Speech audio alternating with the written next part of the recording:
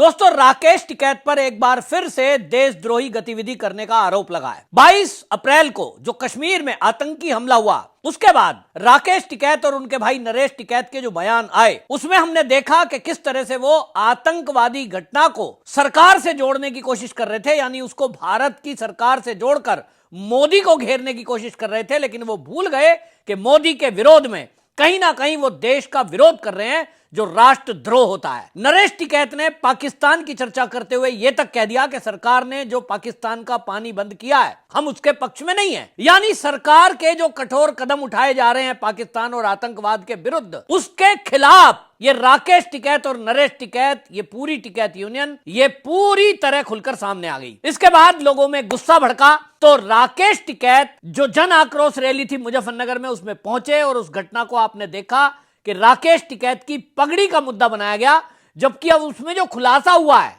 एक किसान यूनियन के नेता ने खुद यह खुलासा कर दिया कि जिस व्यक्ति का हाथ लगा है उसने गेरी नहीं है, अचानक से धक्का मुक्की में राकेश टिकैत की पगड़ी पर हाथ लगा है और वो हाथ भी जाट का ही है, जो कि राकेश टिकैत का ही निकट सहयोगी है, यानी उन्हीं के साथ आया था। किसी भी अन्य किसी व्यक्ति ने उनको हाथ तक नहीं लगाया, लेकिन फैलाया गया कि राकेश टिकैत पर हमला हो गया है। यह एक बहुत बड़ा षड्यंत्र है और इस षड्यंत्र का खुलासा और किसी ने नहीं, आपको बता दूं, भारतीय किसान यूनियन अटल के अध्यक्ष अमित चौधरी ने किया है। अमित चौधरी खुद एक जाट हैं और वो ये कहते हैं कि राकेश टिकैत जिस तरह का एक षड्यंत्र रच रहे हैं, उसका अब खुलासा हो चुका है। असली मंशा राकेश टिकैत की यह थी कि वो इस मुद्दे को पगड़ी का मुद्दा बना दें और पगड़ी के मुद्दे के नाम पर इसको जाटों की अस्मिता से जोड़ दें और फिर वो सेना में जाट रेजिमेंट और जो जाट जवान हैं उनको भड़काएं।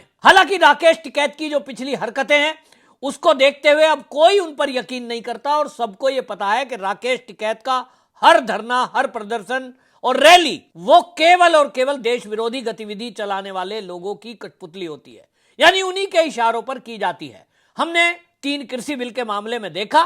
कि किस तरह से दिल्ली की सड़कों को घेर कर बैठे तो उसमें खालिस्तानी एंगल सामने आया। अब यही आरोप भारतीय किसान यूनियन के अध्यक्ष अटल यूनियन के अमित चौधरी लगा रहे हैं और वो ये कह रहे हैं कि राकेश टिकैत की संपत्ति की भी जांच होनी चाहिए, क्योंकि उन्होंने कहा कि 26 जनवरी 2021 को वो जो लाल किले पर तिरंगे का अपमान हुआ है, वो देश का अपमान है, वो राष्ट्रद्रोह है। और वो कहते हैं, दावा करते हैं कि उसी में करोड़ों रुपए ये आए हैं, तो क्या राकेश टिकैत को भी उसका हिस्सा मिला है?